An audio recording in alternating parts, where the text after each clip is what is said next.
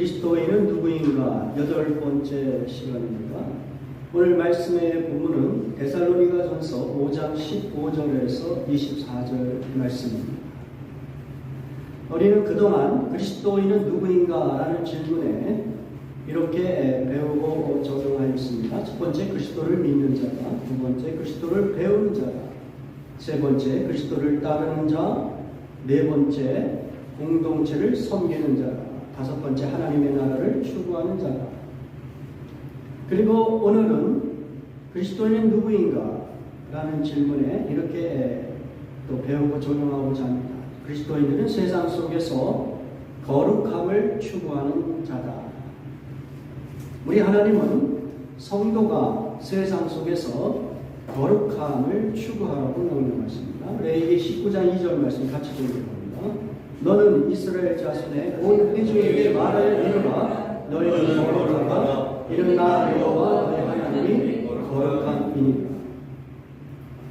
자, 성도가 이 세상에서 어떻게 살아갈 것인가? 거룩함을 추구하면서 살아가라. 그 근거는 성도가 섬기는 하나님이 거룩하기 때문입니다. 그러면서 신약 성경에서도 동일한 논리로 성도가 세상 속에서 거룩한 삶을 추구해야 된다고 이렇게 도전하고 있습니다. 베드로전서 1장 15절 말씀입니다. 오직 너희를 부르신 거룩한 이처럼 너희도 모든 행실에 거룩한 자가 되라. 자, 우리는 흔히 거룩이라는 단어를 도덕적이고 윤리적인 차원에서 접근하고자 합니다. 그래서 죄를 범하지 않으려는 소극적인 차원에서 거룩함을 적용하는 경향들이 있습니다. 그러나 성도가 거룩함을 추구하되 전제가 있어야 됩니다. 그것은 무엇이냐면 성도가 하나님같이 완벽하게 도덕적으로 양심적으로 거룩할 수 있다 없다? 없다는 거예요. 이것을 항상 기억해요. 우리가 일상의 삶 속에서 우리와 동행하시는 성령 하나님을 의지한다고 해도 우리의 믿음은 온전하지 않아요. 어떤 때는 정말 성령에 사로잡혀서 온전히 순종하는 때가 있는가 하면, 그러나 많은 경우에 그렇지 못하고 순식간에 성령을 근심케 하고 그리고 죄를 짓게 되는 거룩하지 못한 존재가 바로 그리스도인의 삶의 모습인 것입니다. 그렇다면 성도가 세상 속에서 거룩함을 추구하며 살아간다는 것, 그것은 무엇일까요? 여러 가지 측면에서 이 거룩함을 정의를 내리고 그것을 적용할 수가 있는데, 너무 그것이 광범위하기 때문에 저는 데살로니가 교회를 향한 바울의 권면을 중심으로 거룩한 삶을 추구하는 것이 무엇인가에 대하여 같이 배우고 적용할 수 있기를 원합니다. 자, 오늘 본문 데살로니가전서 5장 23절과 24절 같이 공부하겠습니다. 평강의 하나님이 신이 너희를 온전히 거룩하게 하시고 너희의 온 영과 혼과 몸이 우리 주 예수 그리스도 강림하실 때에 흠없게 보존되기를 원하노라. 너희를 이루시는 이는 이끄시니 그가 또한 이루시리라. 자, 지금 사도 바울은 성도의 구원을 어떻게 표현하고 있냐면 성도를 온전히 거룩하게 하시는 것으로 표현하고 있습니다. 구원과 거룩하게 하는 것이 같은 의미로 이렇게 전달하고 있는 것이죠. 그리고 그것을 또 어떤 방식으로 표현하고 있냐면 성도의 온 영과 혼과 몸이 그리스도께서 이 땅에 다시 오실 때에 흠없게 보존되는 거예요. 그러니까 성도의 구원을 성도가 온전히 거룩하게 되는 것으로 이렇게 표현하고 있다는 것이에요. 그리고 여기 보면 24절에 너희를 부르시는 이는 이렇게 되어 있어요. 그러니까 하나님께서 성도를 불렀다라는 것, 그것 자체가 거룩의 의미가 포함되어 있습니다. 왜냐하면 거룩이라는 단어 자체가 하나님께 구별되어 바쳐진 것을 표현할 때 사용하는 단어이기 때문에, 그러니까 하나님께 바쳐지면, 하나님께 속해지면 그 모든 것은 거룩하게 되는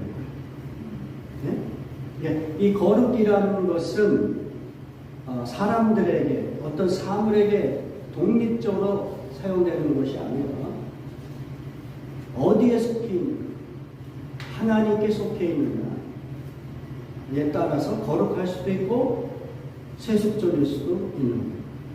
그러니까 하나님께서 수많은 사람들 속에서 사람들을 구원하기 위하여 부르신다. 부르시는 행위 자체가 하나님의 자녀로 속하게 만드는 거룩한 행위예요. 그러므로 하나님께서 우리를 부르셨다라고 하는 것은 하나님께서 우리를 구별하여 우리를 부르신 것이고, 그리고 성도들은 그 부르심을 따라 이미 거룩한 존재로 우리를 세우신 거예요. 자, 데살로니가전서 5장 24절에 또 이렇게 되어 있어요. 이는 믿으시니 그가 또한 이루시리라. 자, 여기서 무엇을 엿볼 수가 있냐면, 하나님께서 우리를 구별하여 부르시고 거룩한 존재로 만드셨지만, 그러나 아직 우리의 거룩은 미완성입니다. 거룩한 존재로서의 어떤 포지션 또는 이름을 얻었어요. 그건 뭐냐면 하나님의 자녀라는 거예요. 그렇죠? 하나님의 자녀라는 그 거룩한 존재로서의 그 이름과 그 지위를 얻었어요. 그러나 실제적으로 성도의 삶 속에는 아직도 이 거룩에 이룰 만한 그 어떤 완전함이 존재하죠. 그 완전함을 이루기까지 하나님께서 우리를 신실하게 지켜주시고 끝까지 결국 구원의 그 완성의 길로 우리를 인도하실 것을 그렇게 표현하고 있는 것입니다. 너희를 부르시는 하나님은 믿으시니 faithful, 신실하시니 또한 그가 또한 이루시리라.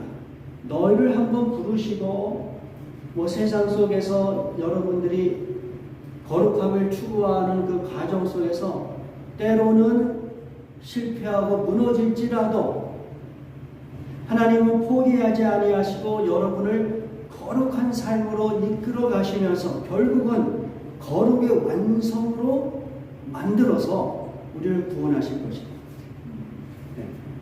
그걸 누가 하신다? 하나님이 하십니다. 여러분, 그가 또한 이루시리라. 여러분이 이루는 게 아니에요. 여러분이 이 땅에서 거룩한 삶을 추구해 나가는 그러한 삶의 방식을 따르지만, 그러나 여러분이 그것을 완성시키는 걸 아니에요. 여러분에게 그런 능력이 없어요. 그런 거룩함을 만들어낼 수 있는 힘이 없는 거예요.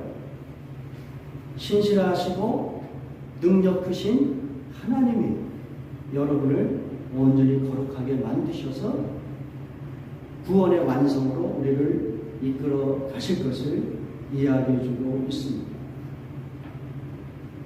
자, 히브리서 10장 9절과 10절을 같이 공부합니다. 그 후에 말씀하시기를 보시옵소서 내가 하나님의 뜻을 행하러 왔나이다 하셨으니 그 첫째 것을 폐하시면 둘째 것을 세우려 하십니다. 이 뜻을 따라 예수 그리스도의 몸을 단번에 들이심으로 말미암아 우리가 거룩함을 얻었노라. 내가 예수 그리스도께서 하나님의 뜻을 행하러 왔어요.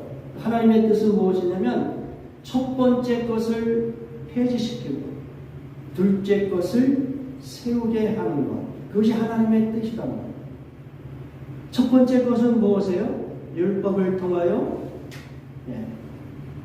하나님을 인식하게 만들고 죄를 인식하게 만들고 그래서 자기의 죄를 하나님 앞에 회개하면서 하나님을 의지하는 방식으로 그래서 율법을 통하여 하나님을 발견하는 그런 방식이었다면 그러한 방식으로는 하나님의 백성들의 삶이 변화되거나 또는 온전히 하나님과의 교제가 이루어지지 않기 때문에 그러한 것들을 폐하시고 이제 둘째 것을 세우는 것. 그것은 무엇입니까? 예수 그리스도 안에서 영적으로 그리스도 안에서 새로운 마음을 창조해내시고 그 마음이 하나님을 자발적으로 창조적으로 섬길 수 있도록 그러한 방식의 새로운 구원을 우리에게 주시기 위하여 예수님께서 이 땅에 오신 것이죠. 그 하나님의 그 뜻을 세우기 위하여 그리스도께서 몸을 단번에 들이셨어요. 어디에서? 십자가에서. 그렇죠? 예수님의 십자가의 죽음은 여러 번 필요한 죽음이 아니에요. 단번에 영원히 단 한 번만 필요한 그렇게 강력한 효력이 있는 온 인류의 죄를 다 떠안고 그리고 그 죄 많은 인류들을 예수 그리스도 안에서 거룩한 존재로 세우실 수 있는 그 강력한 효력이 있는 단번의 사건이 바로 예수 그리스도의 십자가의 죽음입니다. 그것을 통하여 어떻게 됐어요? 우리가 거룩함을 얻었어요. 그래서 거룩함을 얻었다라고 하는 그 헬라어 본문을 보면 현재 완료 시제를 사용하고 있어요. 얻을 것이다가 아니에요. 이미 예수 그리스도를 믿는 자는 아까 제가 말씀드린 대로 하나님의 부르심을 받은 것 자체가 여러분이 이미 거룩하게 되는 것이에요. 근데 그 거룩함은 일단은 신분으로, 영적인 신분으로, 하나님의 자녀됨으로 그것으로 거룩한 자가 되는 거예요. 그리고 우리 안에 하나님의 뜻대로 살고자 하는 어떤 영적인 새로운 마음이 우리 안에 탄생했어요. 그 마음은 거룩함을 추구하고자 하는 마음이에요. 그런데 이 마음은 단순히 도덕적이고 윤리적인 그러한 마음을 뛰어넘어서 하나님의 자녀됨의 어떤 구별된 삶의 방식을 쫓아가는 마음이에요. 예? 여러분, 거룩함을 단순히 윤리적으로 도덕적으로 적용하면 여러분은 더 많이 실패할 것이고 더 많이 좌절하게 되겠습니다. 또 그것은 하나님을 믿지 않는 사람들도 그들 나름대로 또는 그들이 섬기는 종교의 방식으로 훨씬 더 탁월한 방식으로 도덕적으로 윤리적으로 율법적으로 그런 어떤 거룩을 추구해가는 삶을 살아가는 것을 우리가 생각해 볼 필요가 있어요. 성도는 그런 식으로 살아가는 거예요. 성도는 도덕적이고 윤리적이고 또 양심과 그리고 율법을 뛰어넘는 different life. 그것이 바로 거룩한 삶의 양식이에요. 그래서 그 거룩한 삶의 양식은 단순히 뭐 사랑하라, 거짓말하지 마라, 온유하라 이것을 뛰어넘는 거예요. 그것은 다른 종교인들에게도 충분히 강조되고 그러한 삶을 볼 수 있는 거 아니겠어요? 그거 가지고 무슨 여러분이 거룩함을 추구하고 있어요.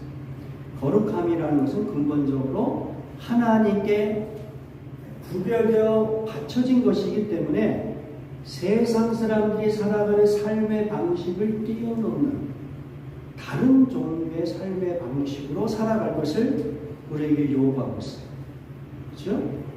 그래서 그러한 삶의 방식은 여러 방면에서 우리가 적용할 수가 있는데, 특별히 바울이 데살로니가 교회에게 건면한 몇 가지 내용을 가지고 한번 이 세상 사람들과 구별된 전혀 다른 삶의 방식을 추구하는 것이 무엇인가를 같이 살펴보고자 합니다. 그 첫 번째는 무엇이냐면 서로 악을 이기는 삶의 방식이 구별된 삶이고 세상과 다른 삶의 방식이고 그것이 곧 거룩한 삶이랍니다. 자, 데살로니가전서 5장 15절 같이 공부합니다. 삼가 누가 누구에게든지 악으로 악을 갚지 말게 하고 서로 대하든지 모든 사람을 대하든지 항상 서로를 따르라고 되어 있습니다. 악으로 악을 갚지 말라고 우리에게 도전하고 있어요. 우리가 알고 있는 대부분의 의로운 영웅들은 다 무엇입니까?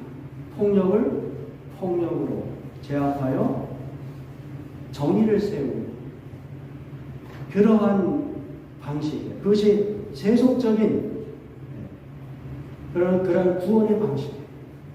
폭력은 폭력으로 이겨내서 정의를 세우고자 하는 것이 세상의 방식이죠. 그러나 성도들의 삶의 방식은 그렇지 않다는 거예요.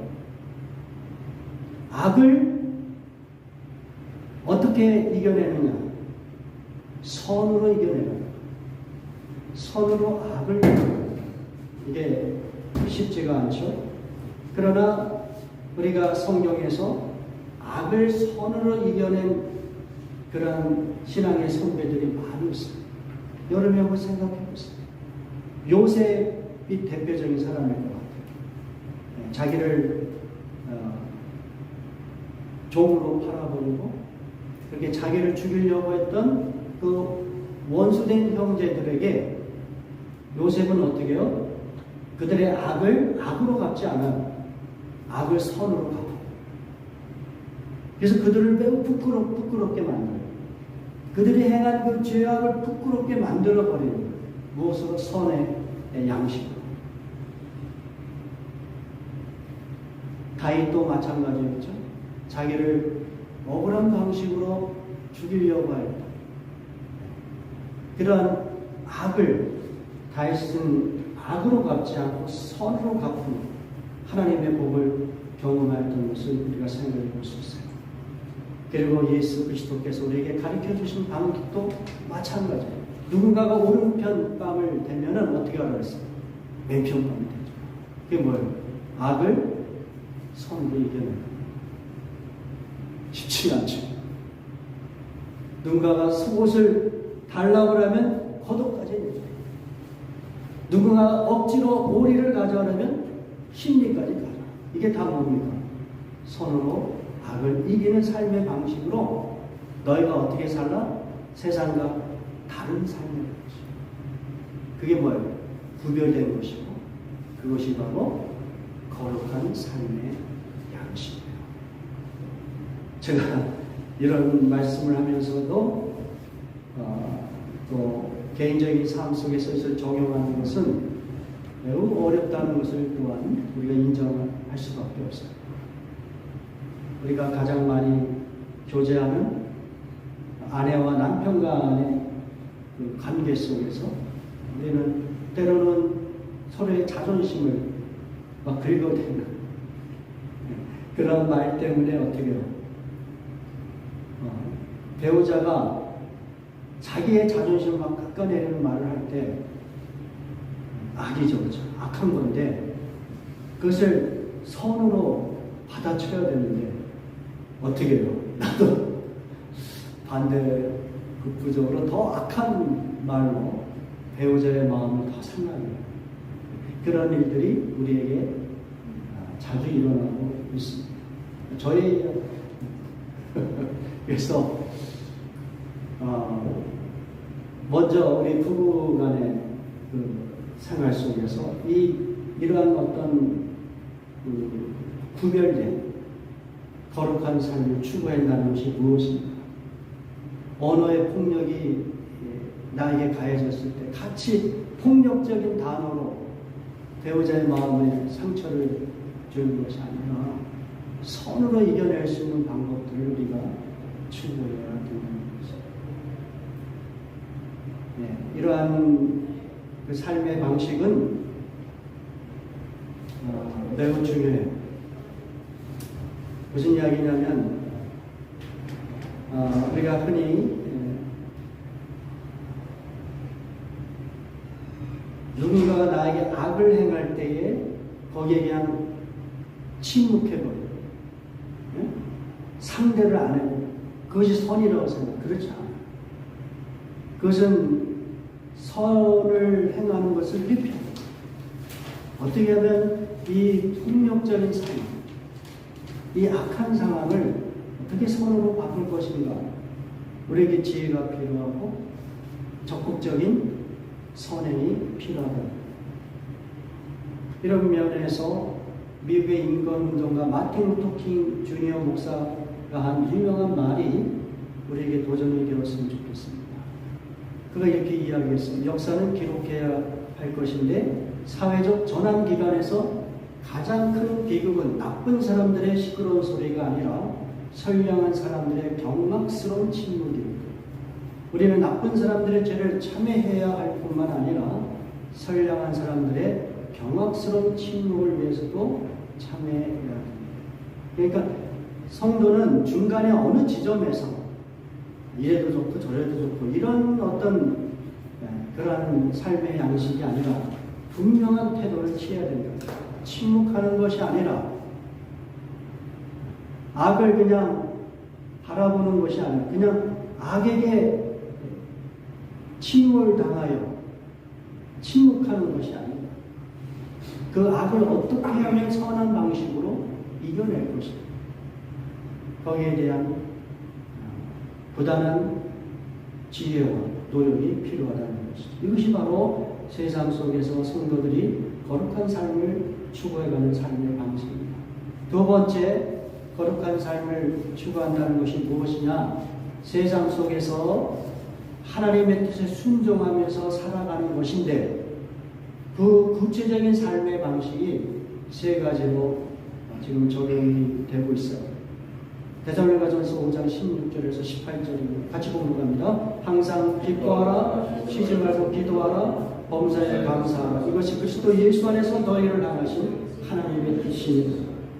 하나님의 뜻은 성도들이 이 땅에서 참으로 역동적이고 행복한 삶을 살기를 원하신다는 것을 이 메시지 속에서 알 수가 있어요. 보세요. 성도들이 세상 속에서 어떻게 하라고요? 항상 기뻐하라잖아요. 네? 우리가 실제적인 생활 속에서 어떻게 항상 기뻐할 수 있겠어요? 슬픔도 있을 거예요. 네? 그런데 사도 바울이 이렇게 고백을 합니다. 고린도후서 6장 10절에 슬픔을 당해도 늘 기뻐. 그러니까 지금 사도 바울은 아주 일관되게 하나님의 뜻이 무엇인지를 우리에게 도전하고 있는 거예요. 성도들이 슬픔을 당할 수 있다. 그러나 성도들이 세상 사람과 다른 방식, 구별된 방식, 거룩한 삶의 방식은 무엇이냐? 슬픔을 당해도 기뻐할 수 있어요. 이게 이제 우리가 하나님의 도우심을 여러분이 간절히 기대하면서 그 부정적이고 슬픈 상황 속에서도 기쁨을 추구하고 기쁨을 경험하는 그러한 어떤 행복을 경험하는 자로 살아갈 것을 하나님께서 우리에게 요구하신다는 것을 생각해 볼 필요가 있습니다. 슬픔을 당해도 뭘 기뻐요. 무슨 이야기? 그렇게 할 수 있다는 거예요. 왜요? 여러분 홀로 이 땅에서 살아가는 것이 아니라 하나님이 여러분과 가장 가까운 곳에서 동행하시기 때문에 하나님이 옆에 있으면 비록 나의 상황이 슬픔이 있다 할지라도 하나님의 능력과 하나님의 동행하심 그 슬픔을 뛰어넘는 기쁨으로 우리가 경험하며 살아갈 수 있다. 두 번째, 하나님의 뜻은 무엇이냐면 쉬지 말고 기도하라는 것. 다른 이야기로 하면 하나님과 끊임없이 교제하라는 것.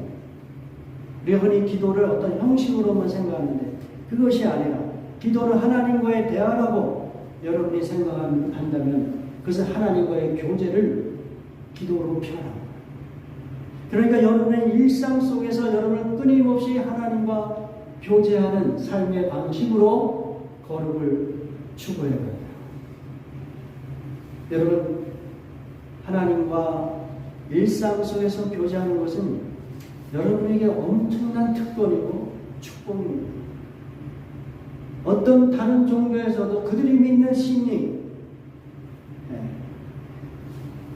자기를 믿는 그 신도들의 어떤 경배는 받을 수 있을지 모르지만 그 신이 자기를 믿는 그 신도들과 교제한다?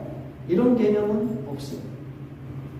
오직 하나님만, 우리가 믿는 하나님만이 하나님의 자녀들과 친밀한 교제를 갖기를 원하신다.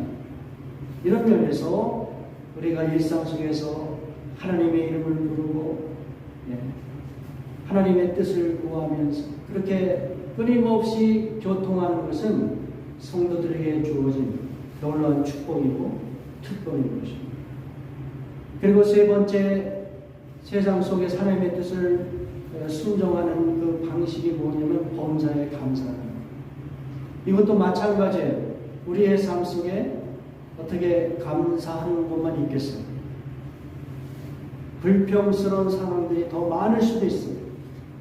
그럼에도 불구하고 하나님의 뜻은 성도들이 이 땅에서 모든 시츄에이션 속에서, 모든 상황 속에서 감사하는, 하나님께 감사하는 그러한 삶의 양식으로 살아가기를 원하시는 것이죠. 여러분, 어떤 사람들은 감사할 게 많은데도 그것이 감사할 내용인지도 모르고 감사하지 못하고 그렇게 살아가는 사람들이 있고요. 어떤 사람은 감사할 일이 생길 때만 감사하는 사람들이 있어요. 대부분이 우리의 모습일 것 같아요.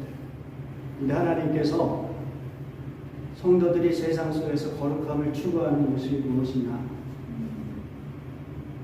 감사하지 못할 수도 있는 그런 상황 속에서도 감사함을 찾아내서 하나님의 뜻이 어디에 있는지 거기에 그 하나님이 만들어 가실 그 선한 일에 대한 어떤 기대감을 우리가 가지면서 감사함을 찾아냅니다.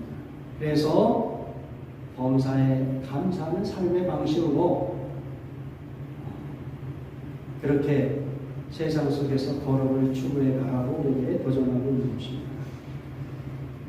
마지막으로 세 번째, 성도가 세상 속에서 거룩함을 추구하는 삶의 방식이 무엇인가? 성령께 순종하는 방식으로 거룩을 추구해 간다는 것입니다. 데살로니가전서 5장 16절에서 18절 같이 공부합니다. 성령을 소멸하지 말고 예언을 이유시하지 말고 범사에 헤아려 좋은 것을 취하고 악은 어떤 모양이라도 성령을 소멸하지 말라는 얘기는 여러분과 동행하시는 성령의 활동을 제한하지 마. 다시 이야기하면 성령께 순종하라. 성령께 순종. 자, 그러면 성령께 순종한다는 것은 구체적으로 어떻게 이것을 적용할 수 있을까요? 그것은 먼저 20절 말씀이 우리에게 적용이 됩니다. 예언을 멸시하지 마라. 여기서 예언이라고 하는 것은 하나님의 메시지예요. 성경이 완성되지 않았을 경우에는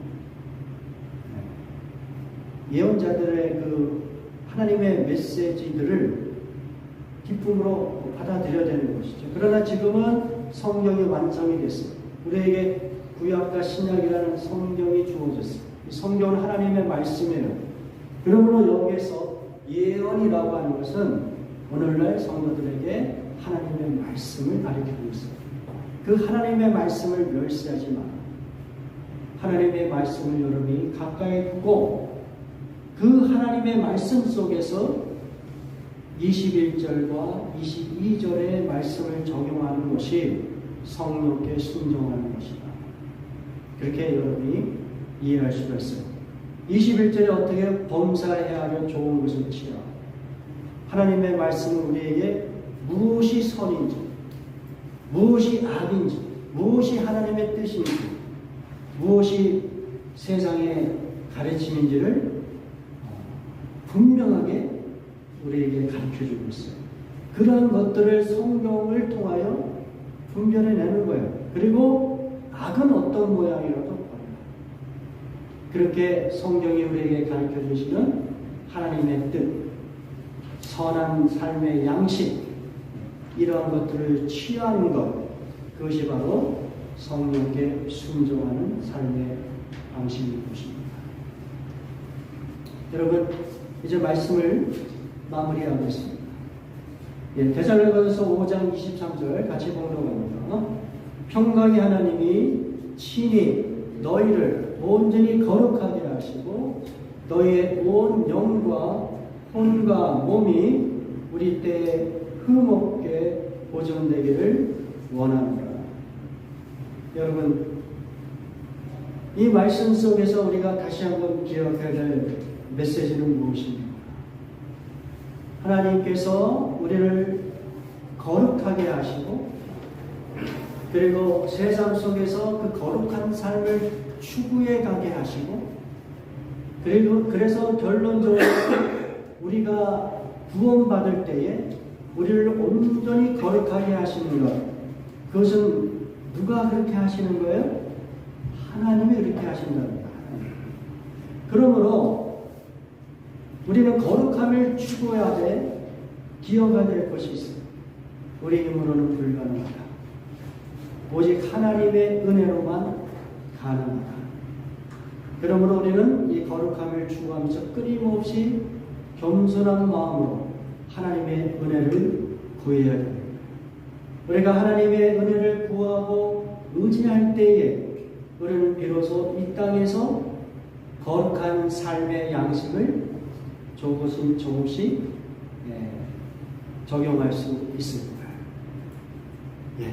그러면서 또한 우리는 실패도 경험할 거예요.